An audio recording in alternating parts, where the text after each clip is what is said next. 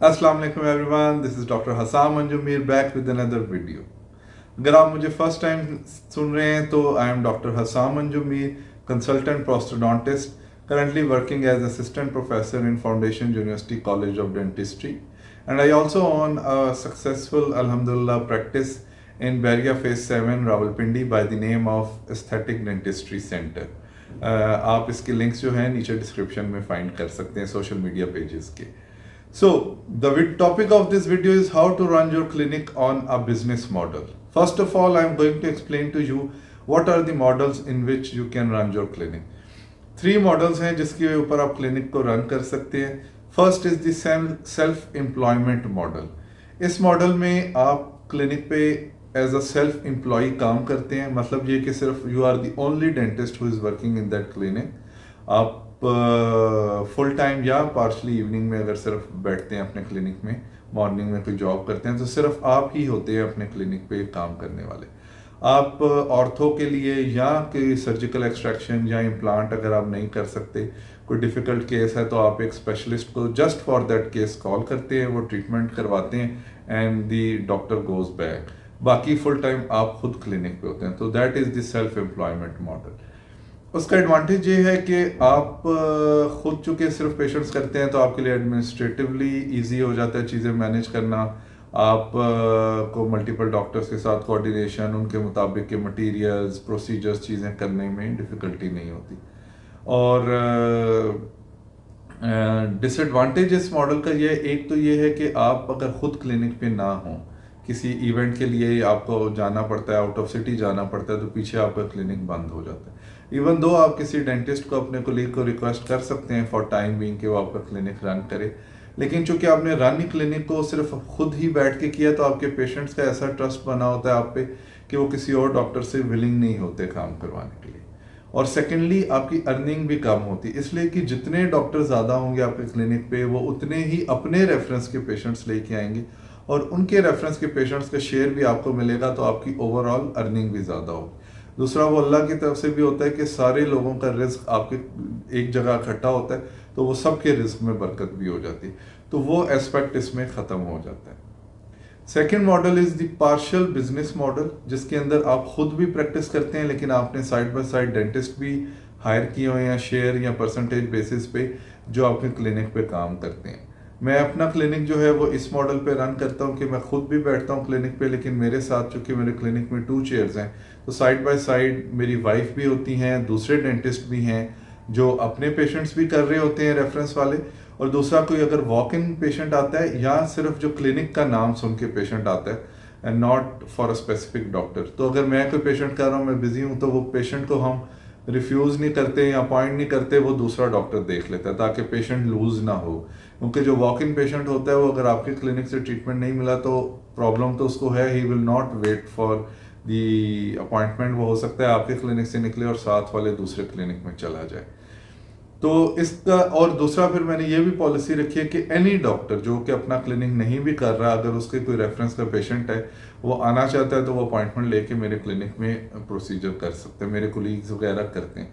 तो उसका मुझे ये एडवांटेज है, अगर मैं क्लिनिक पे ना भी हूँ तो फॉर शॉर्ट टाइम, अगर मैं 1 वीक 2 वीक्स के लिए भी नहीं हूँ, तो मेरा क्लिनिक पीछे रन करता रहता है, क्योंकि दूसरे डॉक्टर्स के अपने पेशेंट्स भी हैं, जो नॉर्मल वॉक इन पेशेंट्स हैं वो भी ट्रीट होते रहते हैं, तो इतना इशू नहीं आता। दूसरा, अगर मैं बिजी हूँ और मेरा ही पेशेंट आया तो मैं दूसरे डॉक्टर से उनका ट्रीटमेंट करवा लेता हूँ, तो इन अ वे मेरे पेशेंट्स का दूसरे डॉक्टर पे भी ट्रस्ट डेवलप हो जाता है। नॉट ऑल पेशेंट्स, कुछ स्पेसिफिकली मेरे से ही करवाते हैं, लेकिन जनरली ये मेरे इस तरह करके मैनेज हो जाता है। और दूसरा फिर वही बात है, चूंकि इतने डेंटिस्ट आ रहे हैं तो मेरी अर्निंग भी अकॉर्डिंगली फिर बढ़ जाती है, क्योंकि उनके प्रोसीजर्स का शेयर भी मेरे क्लिनिक को मिल रहा है। तो इस वजह से, क्योंकि ये मेरे लिए इजी था मैनेज करना, तो मैं इस तरह ये पार्शियल बिजनेस मॉडल पे रन कर रहा हूँ।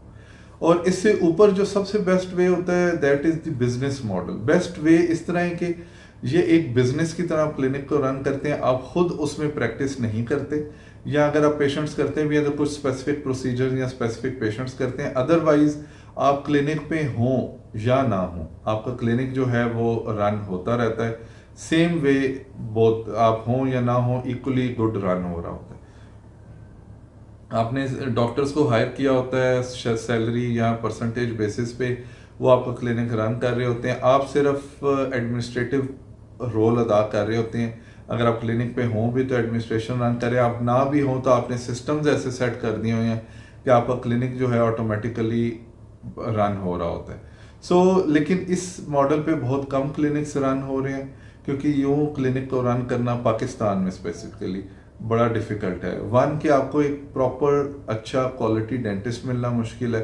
ज़्यादातर डेंटिस्ट जो हैं उनको सारे प्रोसीजर्स नहीं आते, या वो क्विक अर्निंग के चक्कर में क्वैकरी की तरफ जा रहे होते हैं, रूट किनाल्स की जगह पल्पोटेक रख रहे होते हैं, लॉन्ग स्पैन ब्रिजेस, दो दो दांतों पे मोबाइल टीथ पे ब्रिजेस दे रहे होते हैं, तो इस तरह के काम कर रहे होते हैं।